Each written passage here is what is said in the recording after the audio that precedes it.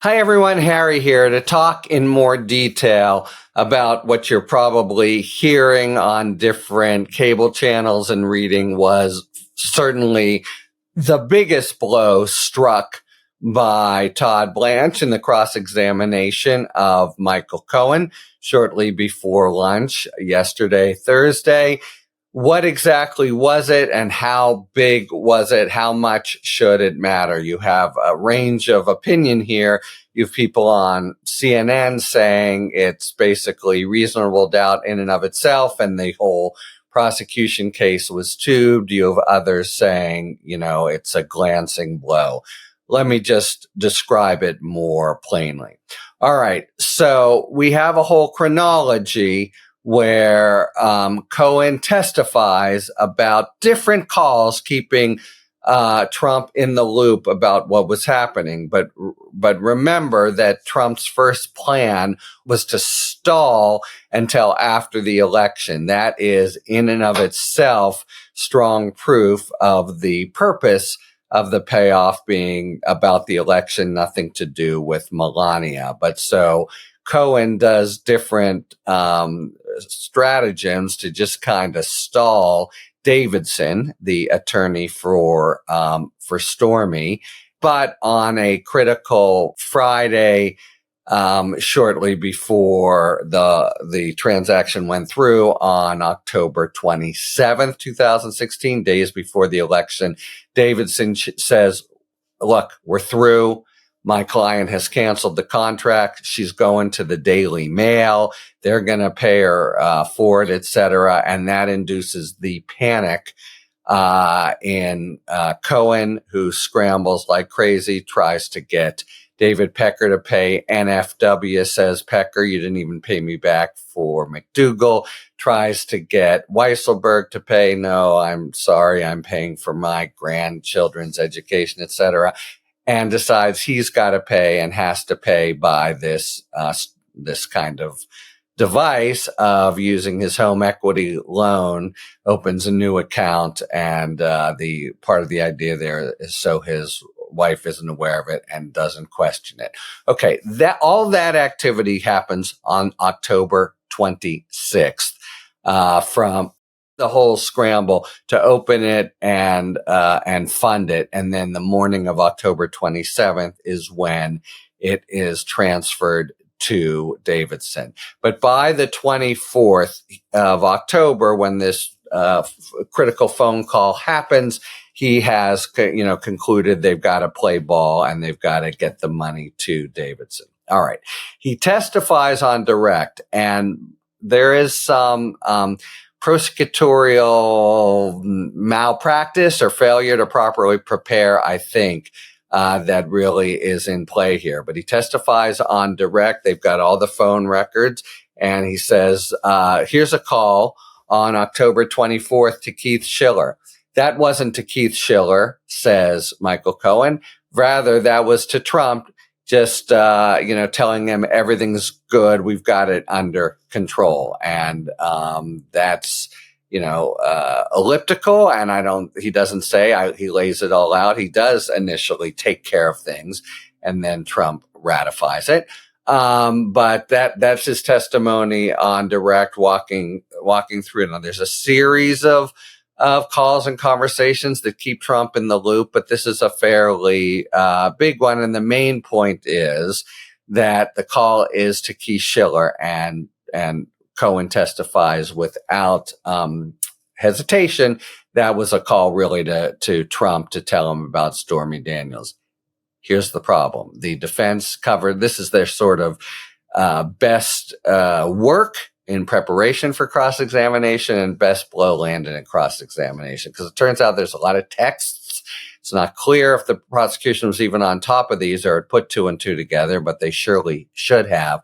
A lot of texts from Cohen to Schiller saying there's this 14-year-old kid out there who's sending him harassing emails, and he wants to get the Secret Service to tell the kid to, put the fear of God in the kid and tell him to stand down.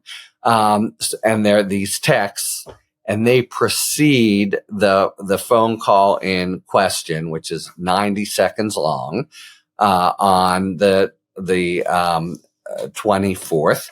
And then immediately, like within 30 seconds after the call, Davidson texts Cohen information about the Secret Service and information that, to use to follow up with the kid, which he does, by the way. So it's a very strong inference that Schiller and he are talking about the 14-year-old kid. All right. And when Cohen is confronted with this, he's flummoxed. He doesn't lose his cool, an important point, because, all of this we're speculating and we're analyzing it and subdividing it after. But how did it land with the jury? He pretty much doesn't lose his cool, but it's clear that he's confused.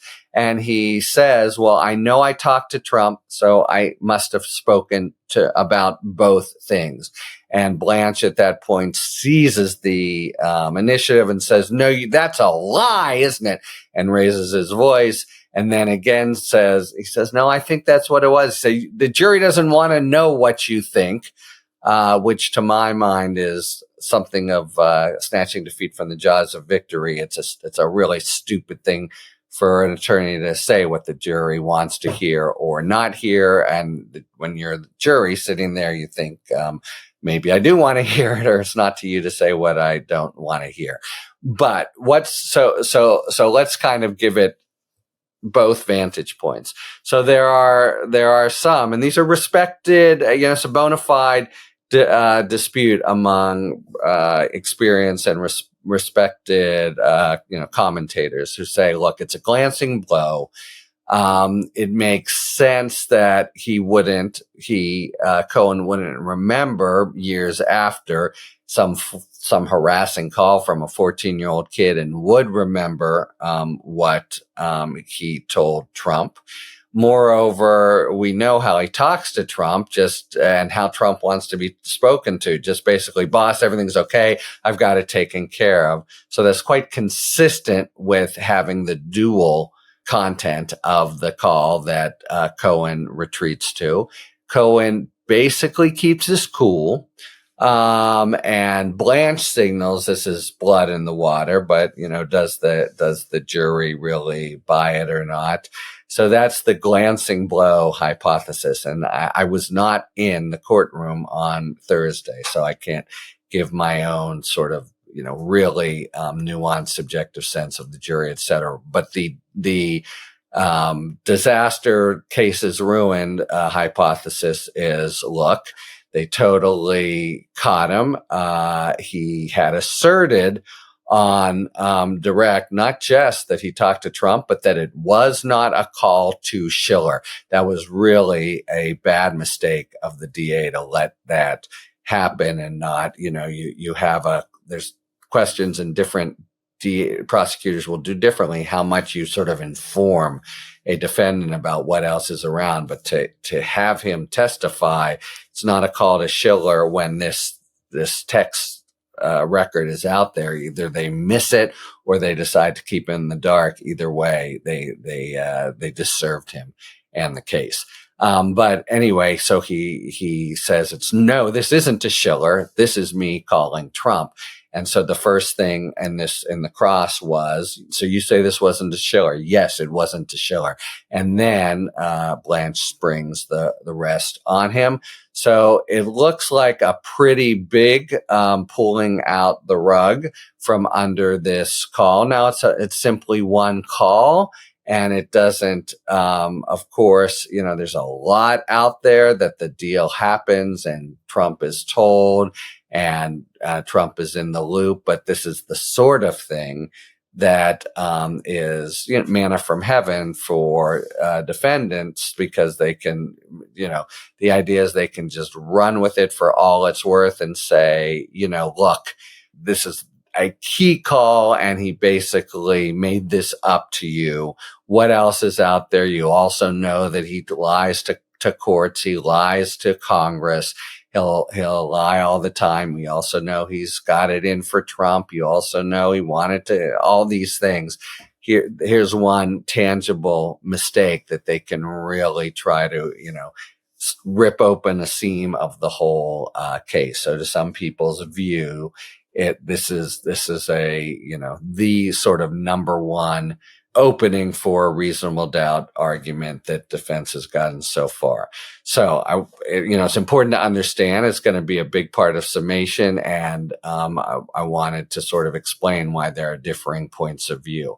From my vantage point, having seen the jury to date, I wasn't there, but I think in general, assuming, as all reports, that Cohen basically keeps his cool, and the way the jury has been so far, I would be more of a glancing blow hypothesis, in the sense of, yeah, it makes sense that they would be talking about both things, and then he might not remember, and it just sort of passes in an overall, smear of by smear, I just mean narrative of the cross examination. But of course, Blanche did something smart here. He he said, maybe this is a good time to take a lunch break, so that one point could kind of settle in. Still, the basic need for the defense is to make Cohen's entire account seem implausible or made up. And man, there's just a lot to corroborate it. So it would be a stretch to take this, hole in the fabric and rip the whole thing. On the other hand, that's what beyond a reasonable doubt means. Could you have one or two jurors in there saying, look at this, and he really, if he got this wrong, what else did he get wrong, etc.